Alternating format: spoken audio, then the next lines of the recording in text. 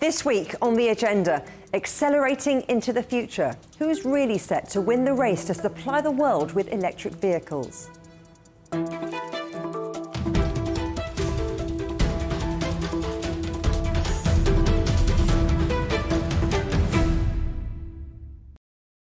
With China's Commerce Minister Wang Wentao in Europe and US Treasury Secretary Janet Yellen in Beijing this week, accusations of overcapacity in the EV market have been top of the agenda around the world. But with the need for more electric-powered cars only growing as the world seeks to hit tough net zero targets, where's the sector really headed? Joining me now to consider that question are Tu Li, founder and managing director of Sino Auto Insights, and Bill Russo, Chief Executive of consultancy Automobility. Thanks, both of you, for coming on the agenda. I'll start with you, too, because speaking in Paris this week, Wang Wentao insisted that accusations by the US and Europe of overcapacity in the EV sector were groundless. What's your take on that?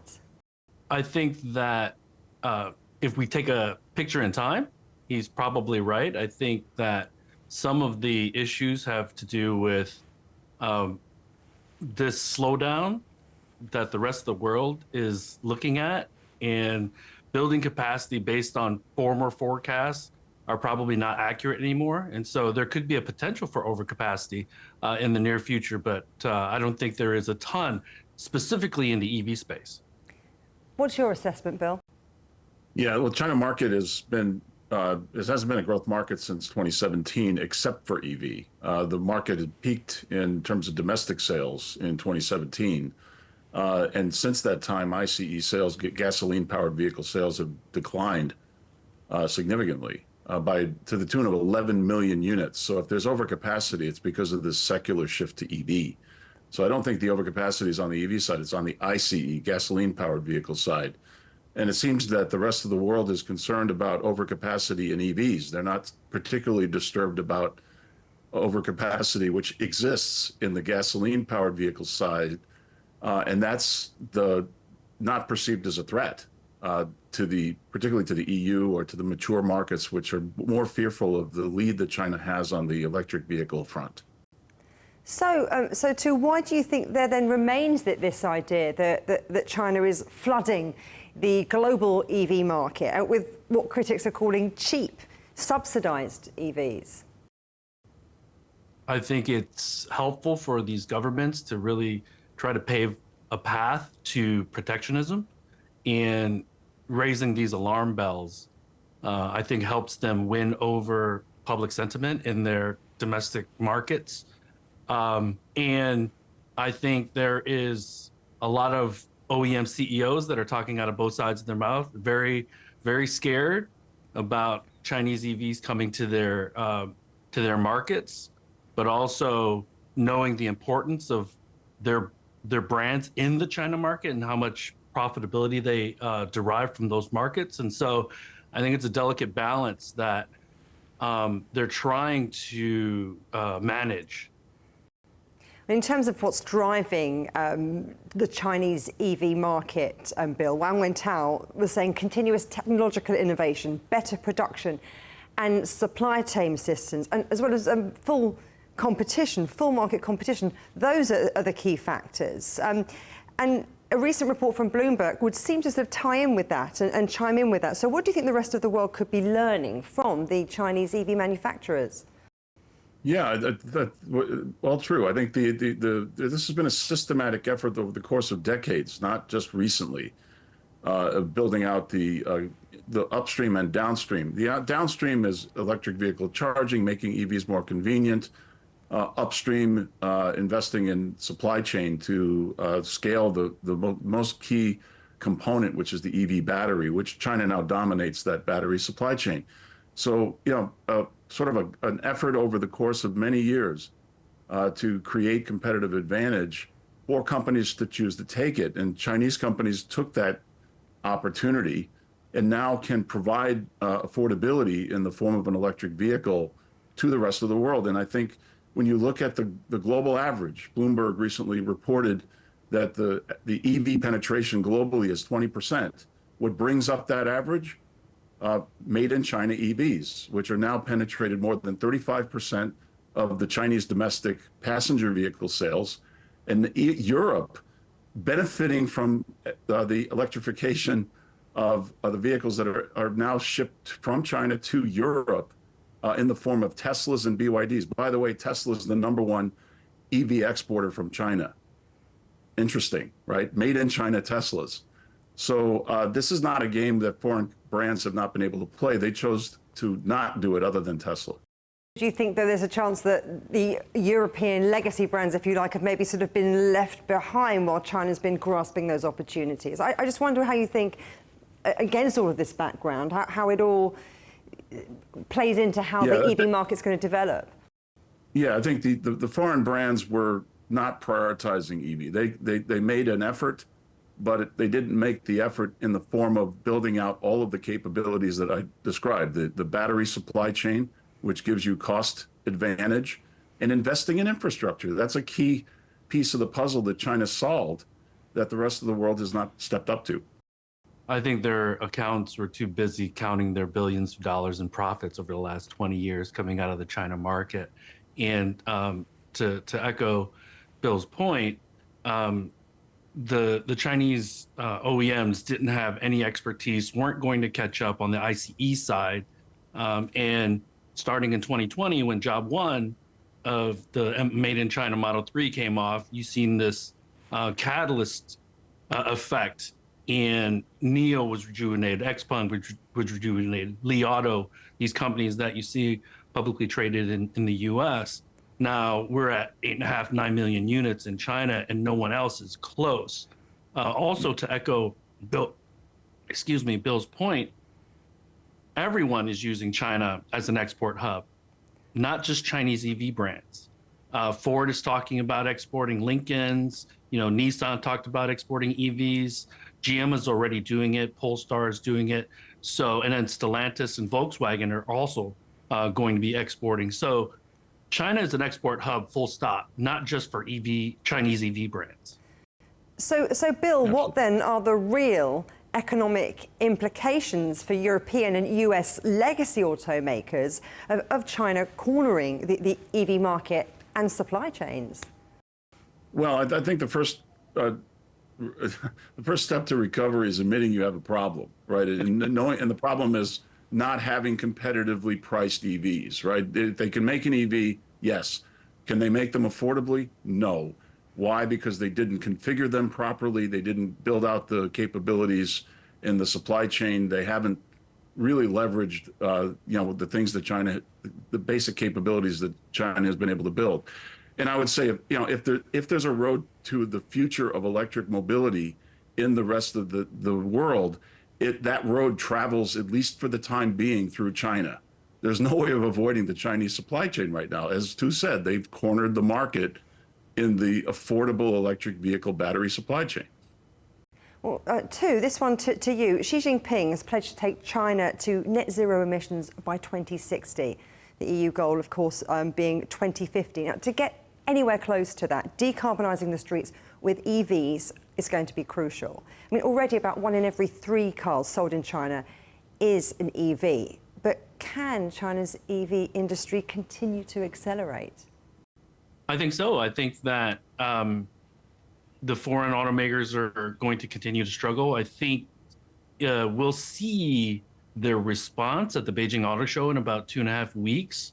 There are some foreign brands that will be introducing and unveiling electric vehicles for the Chinese domestic market. I think GM, Audi, Porsche, just to name a few. But to Bill's point, this is not about subsidies, and this is not about cheap Chinese vehicles. This is about innovation, and China has cornered the market on EV innovation, battery innovation. Can the legacies culturally and operationally make that turn while they're still trying to eke out profits from ICE sales in other parts of the world? That's going to be the challenge for them long term. And right now, you're also seeing Tesla kind of reconcile their product strategy because of the China market. So even mighty Tesla is kind of on its heels because of what's going on in China. And Bill, I wonder what you think in terms of the rest of the world, not just the evolution, if you like, of the EV market in China. What's your outlook there, especially when there are some concerns that there is a slowdown in the growth of EV sales? Yeah, well, I think that's this is the part that I think gets reported. 78% of the exports from China in the first 2 months of this year were gasoline-powered vehicles. If the rest of the world slows down with electrification, it's because we put up tariffs to prevent the economies of scale of China to enter into the picture, which means we're going to end up with batteries that are too expensive, with cars that are overpriced, which for the traditional automakers is fine because they'll cash in on the old cash cow, which is the ICE vehicles. But the implication of that is if they slow down, then China doesn't mind. They can sell gasoline-powered vehicles to Mexico, to Russia, to any place in the world that's willing to accept the gasoline-powered vehicles, which is a lot of places right now. China's manufacturers are starting to dominate not just the sales of EVs, but also supply chains for crucial materials like cobalt, like nickel, like lithium.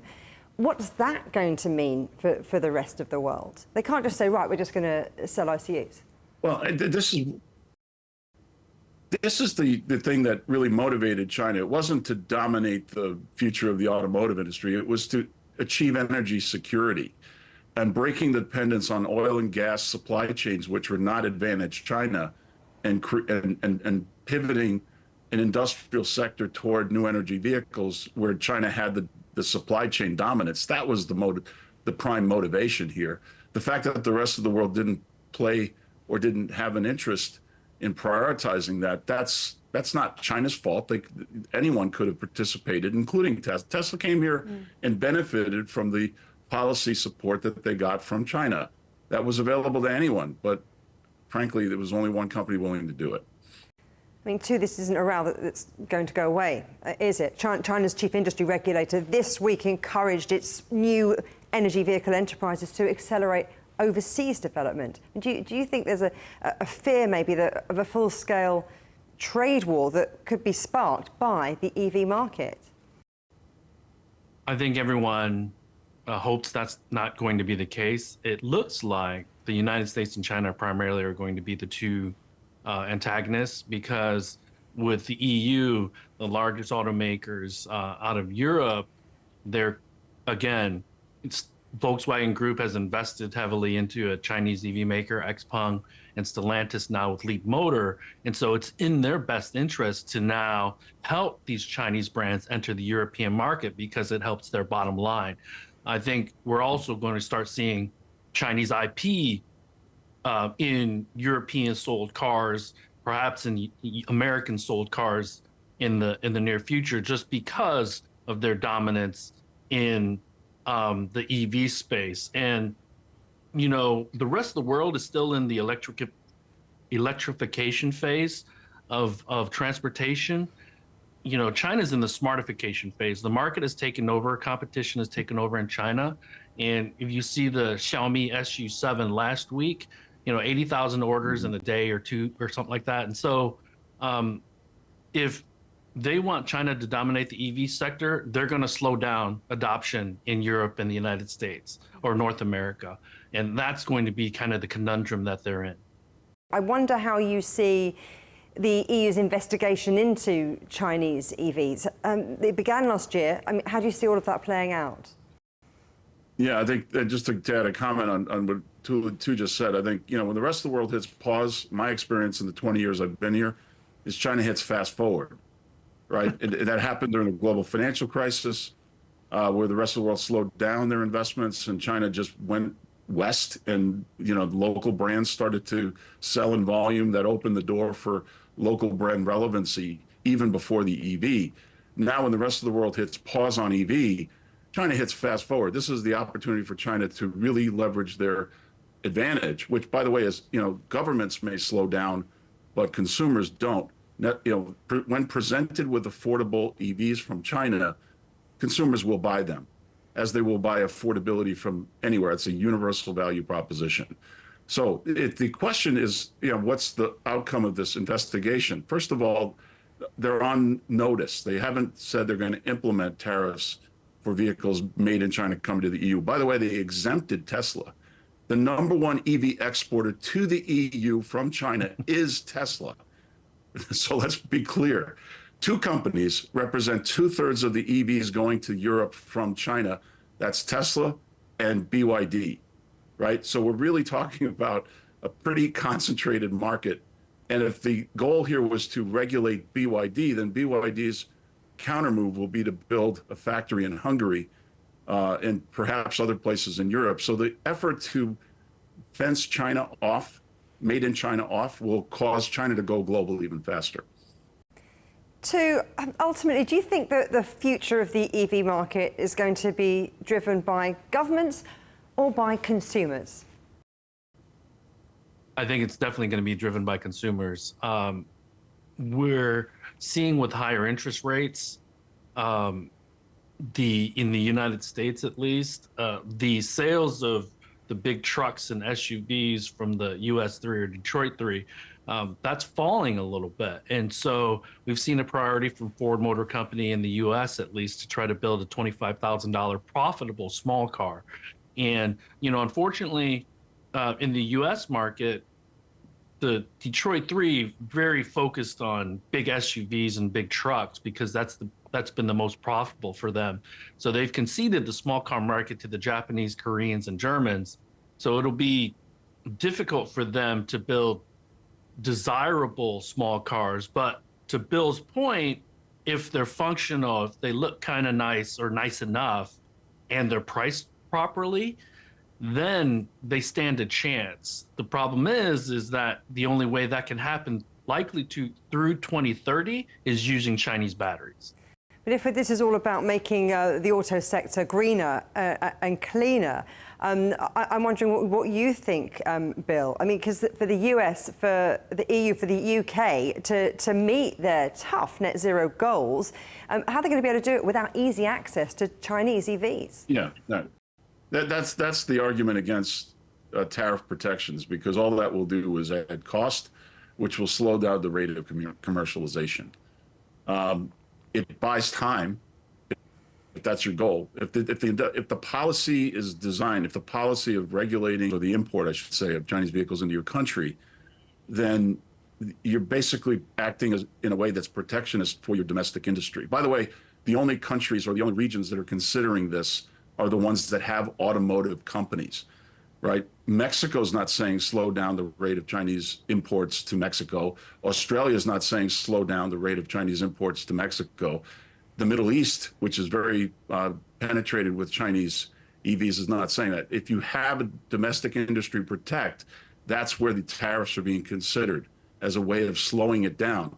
But what slowing it down does is it makes the EVs more expensive, which slows down the rate at which you're decarbonizing. So if your goal is to decarbonize, then more Chinese investment is the answer in your region. I mean, I agree that you should try to protect your domestic supply chains. You should definitely localize those supply chains in your region. But you're not going to get there without Chinese companies investing in building those supply chains for you, at least for the next several years. Protectionism also gives us false sense of security for that 2 or 3 years for the domestic automakers, whoever in Europe or the United States, and they'll have this false sense of security for that short period of time. Now they need to put their feet to the fire in order to build these, or design, engineer, manufacture, and build these $25,000 cars sooner rather than later, or they're going to lose out of the European market and the North American market for certain. Mm. Bill, Russo, Tu Le, thank you both very much.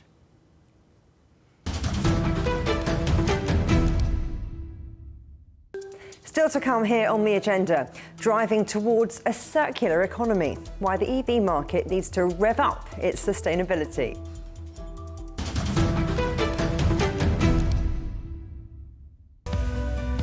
We are all connected.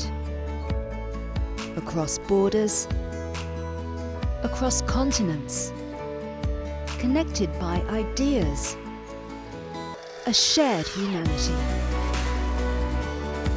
Stay connected.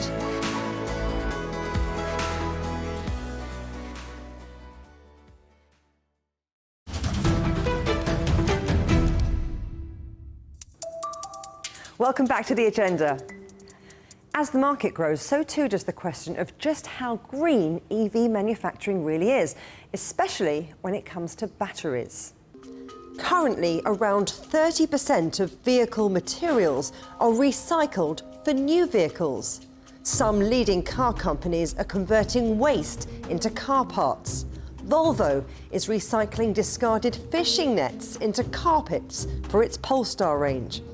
Audi is making car seats with yarn from plastic bottles. And Ford is using upcycled coffee beans for headlamp housing.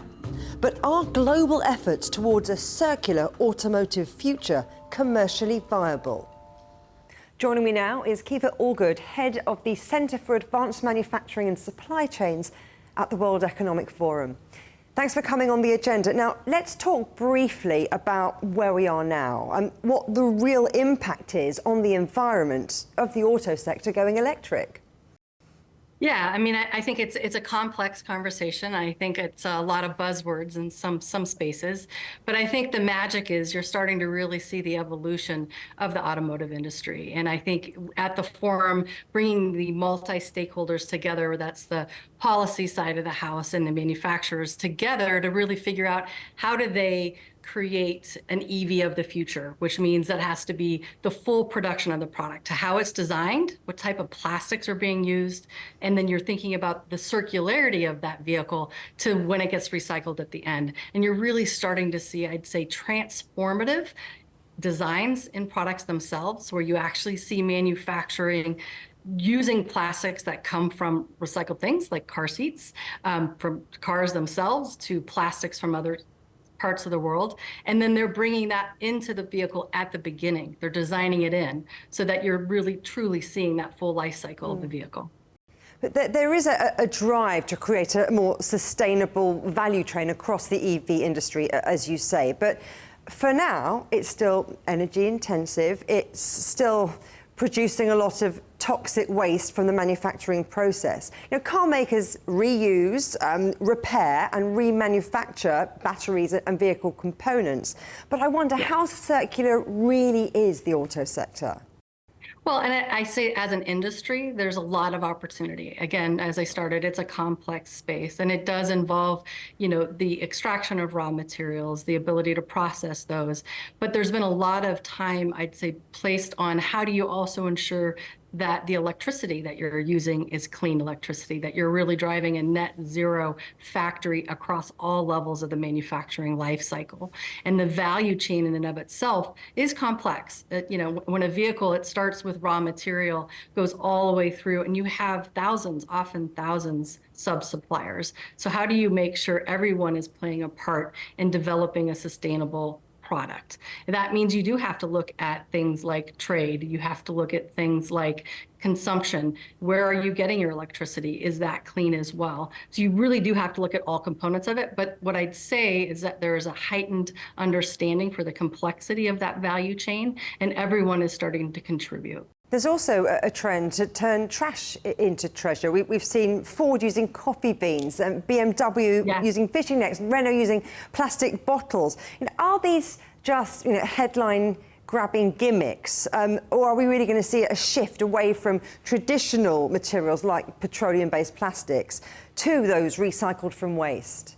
Yeah, I mean, I think the petroleum side of the plastics are going to the wayside. I think we're starting to see new innovative chemicals. The IP and the innovation that's been associated with plastics in the past, people are looking for new ways. Actually, the jacket I have on today is made from recycled materials. And I think, you know, that is what people are going to require in vehicles, period. I also think that the supply chain constraints that we saw during the pandemic really have taught people to think differently. It's accelerated that pace of change to adopt new technologies, new techniques, new suppliers much faster than they have in the past. we need to talk about how much it's all going to cost and who's going to pay for it. Is recycling auto materials commercially viable, or are we just going to need to have big subsidies for years to come? I think, this is probably one of the covers multi-stakeholder. That's what the forum does well, right? And bringing those parties together. I do think it is costly today to make that transition, but we do have some really good examples of states and markets that have invested early and often into renewable energy. The Tamil Nadu in India is a great example there, where they've attracted a lot of new manufacturing because they've put the early investment into renewable energy. And so if you are manufacturing in that state, you get access to that. So I also think that really it becomes a competitive advantage for a lot of different states and markets and regions as people look to transform where they manufacture their products. I think it becomes a competitive advantage in some markets, and actually it becomes a money maker versus necessarily a money consumer. You mentioned markets like India, you talked about CATL, but what is it going to take to get battery recycling technology to where it needs to be, and who is leading the charge? Yeah, I think you have markets like China, you have markets, I think the UK and the UE regulations have definitely played a part. I think the US is trying to lean in as much as they possibly can and bring manufacturing back. The Reinvestment Act is definitely going to play a role in that. And I think they're now starting to think through, what does that actively mean? In all markets, I'd say one of the key pain points that we've been hearing is really attracting and retaining talent. How do we get people who really want to work in a factory? And that's going to come with attracting the digitally native, the younger people, and really talking about how manufacturing has transformed, and the fact that these are jobs that you can be a digital technician now. It's not just a dirty, dangerous, and ugly job anymore. These are roles that are attractive roles. But that's a key component to the ability to really transform the markets in the United States especially. Let's talk a little bit more about China and how you see China balancing that industrial ambition with ecological, environmental responsibility. Yeah, no, I think EV adoption, they definitely led the charge as well. And I think they've had a lot of the IP associated with kind of managing that transition. But it's going to come down to government and policy, which is, I think one of the things that is pervasive in all markets right now. And I think in China specifically, with the population and the eagerness, right, the eagerness to kind of adopt and attract the new tech, they'll have a chance to actually kind of leap forward more so than some of the other markets. Some of the other markets, like maybe the European Union? What's their approach? Are we seeing enough forward-looking policies and incentives? I think so. If you think about really, it's also consumer awareness. And if you look at the stats on which regions and which countries are the most economic aware, the most environmentally aware, both from their sustainability, recycling laws, cost and tariffs on vehicles. I think the policies that have been put in place in those markets support that transition to EV. You pay a higher tax on a car that leaves a bigger impact on the environment, right? You're basically paying for the consumption and the impact, global greenhouse impact you're having on the environment in a lot of those markets. That's starting to be adopted in other markets as well. And I think the more you can make the population aware of the impact that they're having, and sometimes that comes in tariffs and sometimes that comes in regulation, I think the more they remember. Kiva Allgood, thank you very much. Thank you. You can watch every episode of The Agenda in full on CGTN Europe's YouTube channel. And for exclusive extra content from me, my guests and the rest of the team, don't forget to check out The Agenda Show on TikTok. Coming up on a future agenda, as Germany's Chancellor Olaf Scholz heads to China, we'll examine the state of the relationship between Beijing and Berlin. But for now, from me, Juliet Mann, and from all of the Agenda team here in London, goodbye.